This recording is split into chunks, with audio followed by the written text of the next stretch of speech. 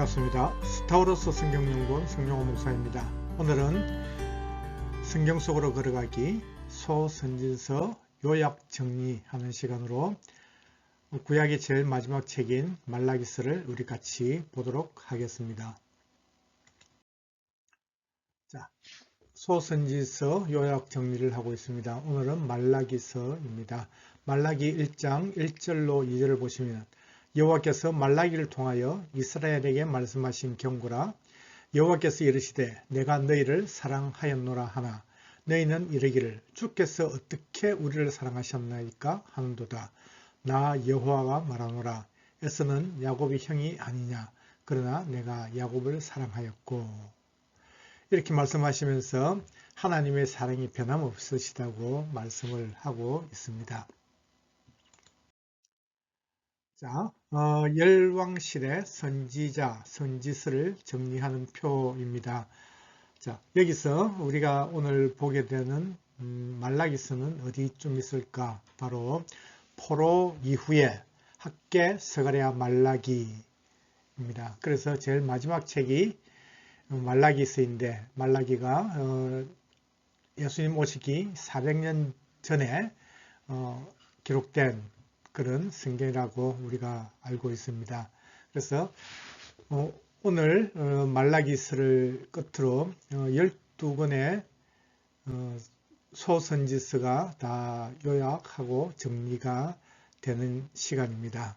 그래서 앞으로도 또 하나님이 주신 은혜를 가지고 우리 같이 은혜 나누기를 하고 오늘 말라기서를 우리가 보도록 하겠습니다. 말라기서에서도 마찬가지로 하나님의 뜻은요, OTL, 좌절 금지입니다. 왜 우리가 좌절할 필요가 없을까? 왜 이스라엘이 좌절할 필요가 없을까? 그것은 바로 하나님이 함께 하시기 때문에, 우리가 하나님의 백성이기 때문에, 지금 현재 당장은 어렵고 힘든 상황이 놓여있다 할지라도 우리가 반드시 하나님이 우리를 회복시켜 주시고 세워주실 것을 믿기 때문에 그렇다는 것을 우리가 믿고 나갔으면 좋겠습니다. 자, 두 번째 성전인 스룹바벨 성전이 완공이 되었고 또 성벽 재건이 되었습니다. 바로 느헤미야가 세 번째 포로에서 귀환하고 난 뒤에 성벽 재건까지 이제 마무리가 되었습니다. 참 52일 만에 아주 불가능한 일로 생각했는데 52일 만에 성벽을 재건할 수 있었다 하는 것은 하나님의 은혜가 아닐 수 없습니다. 그리고 나서 약 40년 정도가 지난 이후에 말라기를 통해서 하나님께서 말씀을 하시고 그리고 이제 하나님이 침묵하신 그 기간 400년의 침묵기를 우리가 이제 보내게 되는데 자 그것을 이 표를 통해서 우리가 잠시 본다면은 1차 포로 귀환에서 스룹바벨과 한 5만 명 정도가 돌아와서 그들에게 주어진 성전 건축을 하게 됩니다. 그러나 원활하게 갈 수 없었습니다. 방해를 받고 성전 건축이 중단이 되었는데 무려 16년 동안이나 중단이 되었더라. 그리고 나서 520년경 학개와 스가랴 선지자를 통해서 하나님의 뜻을 깨닫고 다시 한번 그들은 성전 건축에 돌입을 하게 됩니다. 그렇게 함으로써 한 4년 6개월에 걸쳐서 516년에 스룹바벨 두 번째 성전이 완공이 되었습니다. 그리고 나서 2차 포로 귀환이 있었죠. 바로 에스라를 통해서 5,000명 정도가 들어와서 학자요 제사장이었던 이 에스라를 통해서 영적 각성운동, 신앙을 다시 한번 다잡는 그런 시간이 있었습니다. 그리고 나서 14년 정도 지난 뒤에 느헤미야가 세 번째로 포로에서 돌아옵니다. 그래서 예루살렘 무너진 성벽을 재건하게 되었다.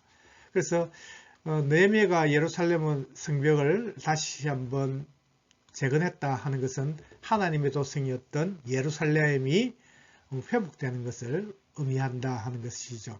자, 이런 지도로 보는 것은 오른쪽 이 모습이고, 실제로 이 모형물, 조형물을 가지고 우리가 본다면 이렇게 이런 모양으로 성벽을 만들었다 하는 것을 보게 될 것입니다.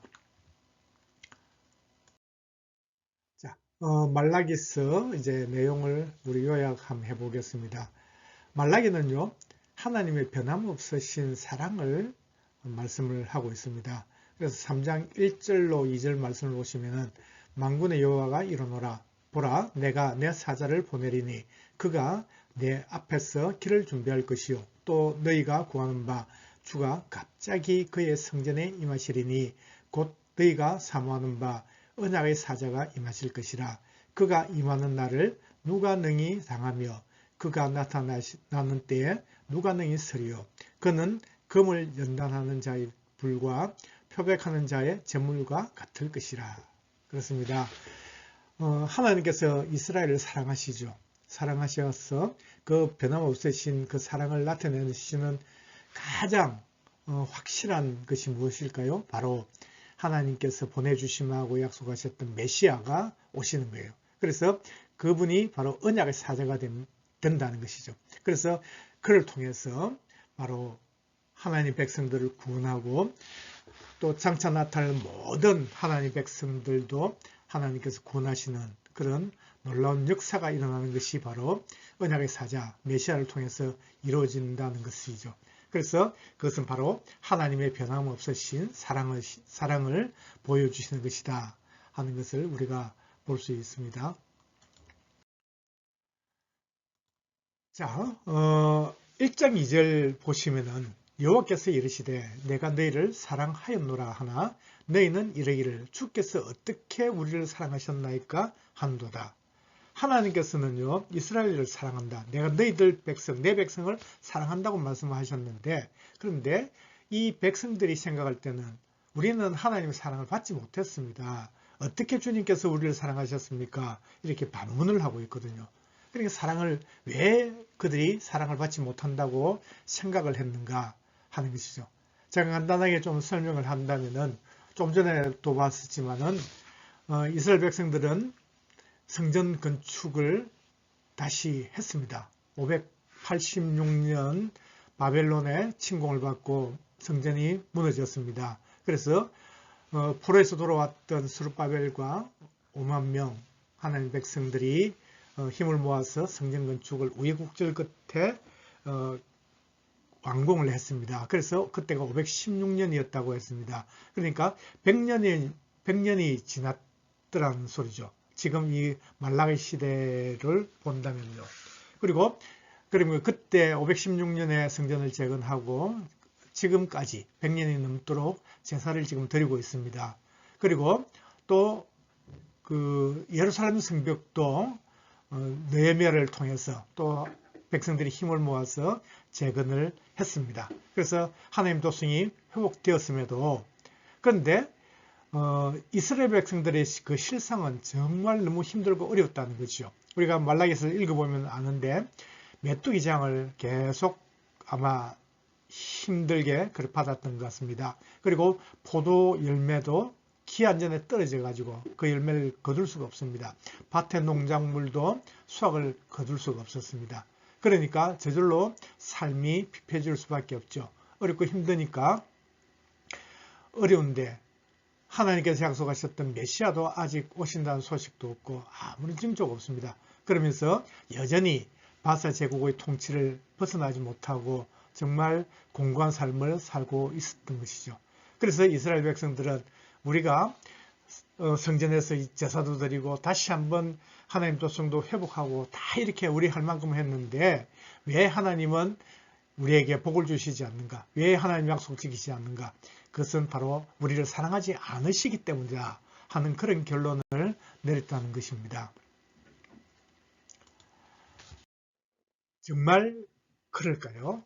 우리가 하나님께서 1장 7절부터 보시면은 하나님께서 이스라엘의 죄를 지적하십니다. 그래서 제일 첫 번째는요, 제사장들의 죄를 지적을 하셨는데 이들이 제사장들은 하나님 앞에 제사를 지내는 사람들입니다.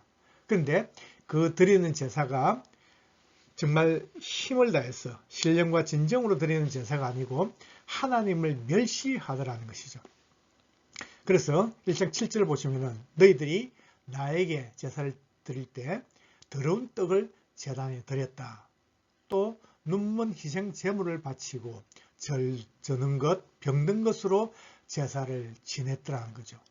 그들이 그 모습이었습니다.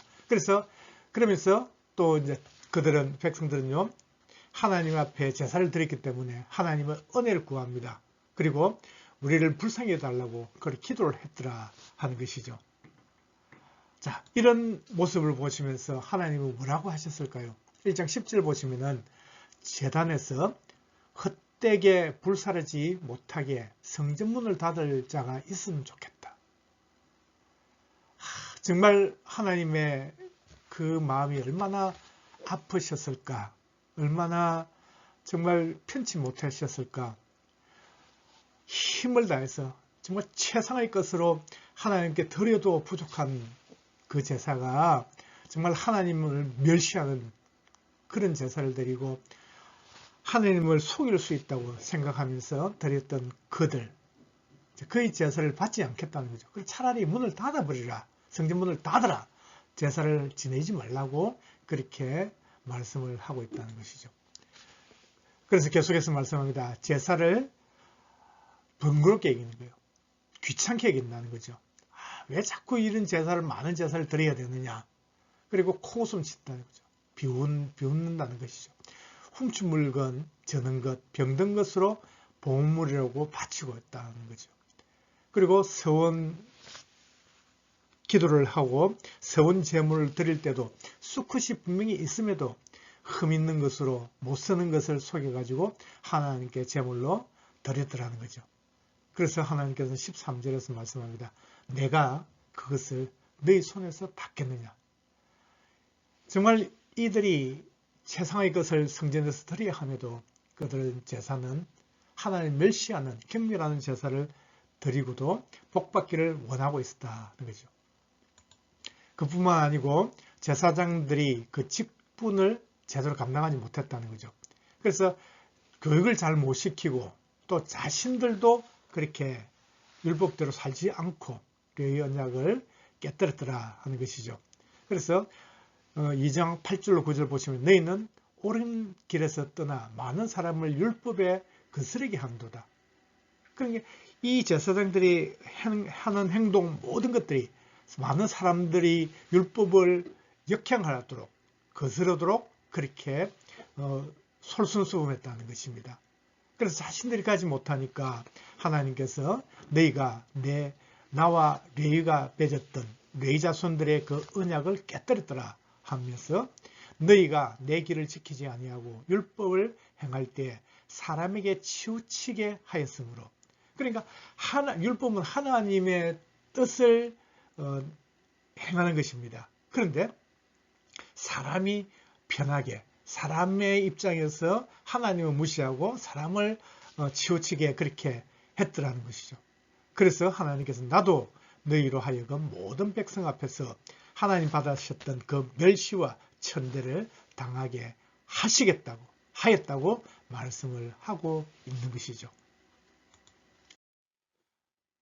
자, 제사장들뿐만 아니라 유다 백성들도 마찬가지로 죄가 있었는데요. 그들은 거짓을 행하고 또 가증한 일을 행했더라 하는 것이죠. 그래서 유다는 거짓을 행하였고 이스라엘과 예루살렘 중에서는 가증한 일을 했더라 그렇게 말씀합니다.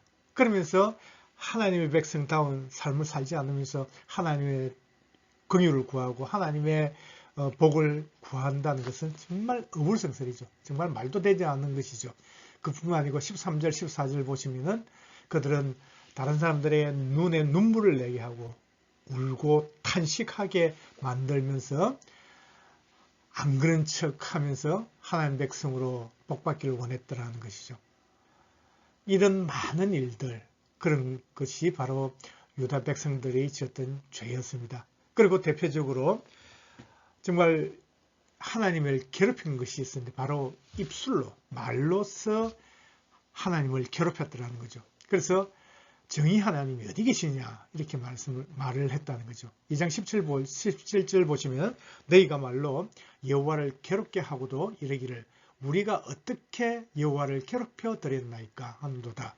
이는 너희가 말하기를 모든 악을 행하는 자는 여호와의 눈에 좋게 보이며 그에게 기쁨이 된다 하며 또 말하기를 정의 하나님이 어디 계시냐. 우리같이 이렇게 정의롭게 하나님을 잘 섬기고 예배하고 제사하고 정말 하나님의 율법대로 사는 우리는 하나님 복을 안 주시고 온갖 악을 행하는 자에게 하나님께서 좋게 보시면서 그에게 기쁨이 되도록 복을 주신다. 이런 고백을 하면서 정의 하나님이 없다. 이렇게 말을 하고 있다는 것이죠. 정말 참 안타까운 일이 이 백성들 가운데 계속해서 행해지고 있는 것을 보게 됩니다. 그들은 모습은요, 하나님을 떠나 있는 그런 모습들이죠. 그래서 하나님께서는 하나님께로 돌아오라고 말씀을 하고 있습니다. 3장 7절 보시면은 만군의 여호와가 이르노라 너희 조상의 날로부터 너희가 나의 규례를 떠나 지키지 아니하였도다. 조상 때부터 지키지 않았던 그런 이스라엘 백성들을 향해서 말씀을 하시면서 그런즉 내게로 돌아오라. 그리하면 나도 너에게로 돌아가리라. 하나님이 지금 떠나 계시는데 그것을 깨닫지 못하고 있다는 거죠. 하나님이 돌아오셔가지고 백성들과 함께 살 때는요. 저절로 복을 받을 수 있는 거죠. 그러니까 잘 안 되는 것도 형통하게 되고 정말 모든 어렵고 힘든 문제가 다 술술술술 다 풀려나갈 수 있는데 그러나 하나님 떠나서는 그들은 복을 받을 수 없음을 미처 깨닫지 못하고 있었다는 거죠. 그래서 너희가 이르기를 우리가 어떻게 하여야 돌아가리까 하는도다. 그래서 백성들은 우리가 정말 하나님을 떠났나? 그러면 우리가 어떻게 하면 하나님께로 돌아갈 수 있습니까? 하고 물어봅니다. 그때 하나님께서는 3장 8절로 9절에서 말씀합니다. 제일 첫 번째 두 가지를 말씀하시는데 하나님께 돌아오는 법 두 가지를 말씀하실 때 첫째가 11조와 복물이라는 거죠. 사람이 어찌 하나님의 것을 도둑질하겠느냐. 그러나 너희는 나의 것을 도둑질하고도 말하기를 우리가 어떻게 주의 것을 도둑질하였나이까 하는도다. 이는 곧 11조와 복물이라. 너희 곧 온 나라가 나의 것을 도둑질하였으므로 너희가 저주를 받았느니라. 그러니까 하나님께 11조와 복물을 제대로 드리지 않고 하나님 것을 도둑질했는데 어떻게 복을 하나님 주실 수 있겠느냐. 법을 떠나서는 하나님 행할 수 없는데 그들은 몰랐다는 거죠. 그래서 너희들이 지금이라도 하나님 앞에서 정말 온전한 신앙 고백을 하듯이 신앙 고백으로 11조 본문을 제대로 해봐라. 그렇게 하면은 내가 너희들에게 복을 주지 아니하나 보라. 이렇게 말씀하시면서 10절에서 말씀하죠. 만군의 여호와가 이르노라 너희의 온전한 11조를 창고에 들여 나의 집에 양식이 있게 하고 그것으로 나를 시험하여 내가 하늘 문을 열고 너희에게 복을 쌓을 것이 없도록 붙지 아니하나 보라. 그럼 이때까지는 메뚜기장과 포도나무 밭에 소출도 아무것도 없고 너무나 피폐하고 힘든 상황인데 그러나 제대로 하나님께 돌아와서 온전한 믿음으로 11조 복문을 하면은 하나님께서 복을 부어주겠다. 그렇게 말씀을 하시죠. 자, 하나님께로 돌아오는 두 번째 방법이 완악한 말을 하지 말라는 거예요. 완악하다는 것은 너무너무 고집스럽게 악을 저지르는 거예요. 그러니까 악한 사람들도 때로는 다른 사람들의 말을 듣고 다시 돌이킬 수 있는데 이 완악한 자들은 고집이 너무나 세가지고 악한 일을 하는데도 절대 돌이키지 않는 것을 완악이라는 표현을 쓴단 말입니다. 그래서 완악한 말을 하지 말라 하면서 13절로 14절에 여호와가 이르노라 너희가 완악한 말로 나를 대적하고도 이르기를 우리가 무슨 말로 주를 대적하였나이까 하는도다. 이는 너희가 말하기를 하나님을 섬기는 것이 헛되니 만군의 여호와 앞에서 그 명령을 지키며 슬프게 행하는 것이 무엇이 유익하리요. 정말 하나님을 섬기는 것이 이렇게 헛될 줄 몰랐다. 그래서 하나님의 율법 그 명령 우리가 지키고 때로는 금식하면서 슬프게 하고 이렇게 하는 것이 우리한테 아무 유익이 없다. 이 말은 무슨 말일까요? 정말 악한 말이죠. 하나님을 경멸하는 말입니다. 이렇게 이런 말 입술로 고백할 그런 말을 하지 말라는 거예요. 그러니까 하나님 딱 두 가지를 말씀하시거든요. 하나님께 돌아오는 방법, 너희들이 다시 복을 받을 수 있는 방법, 그것은 신앙 고백에 담긴 온전한 11조를 주님 앞에 드리는 것, 그리고 악한 말로 입술에 그 고백을 해봐라는 거죠. 그렇게 하면은 하나님의 백성이 되고 하나님의 복을 받게 된다, 이렇게 말씀을 하고 있습니다. 자, 이렇게 하시면서 하나님께는 정하신 날이 있다는 거죠. 언약의 사자가 임하실 것, 우리가 처음에 봤는데요. 하나님께서 약속하셨던 그 메시아를 보내주실 것이다. 3장 1절로 2절에서 언약의 사자를 보내실 것을 말씀을 하셨습니다.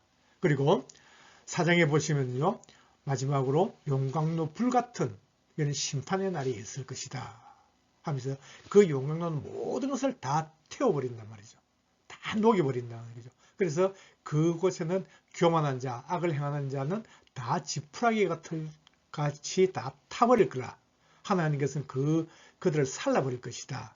하나도 남기지 않고 다 살라버리겠지만은, 그러나 너희 가운데서도 하나님의 이름을 경외하는 자들에게는 공의로운 해가 떠올라서 치료하는 광선을 비추어 줄 것이고, 너희가 나가서 외양간에서 나온 송아지같이 뛰게 될 것이다. 얼마나 기쁨으로 자유롭게 그렇게 행할 수 있는 그것을 주시겠다는 거죠.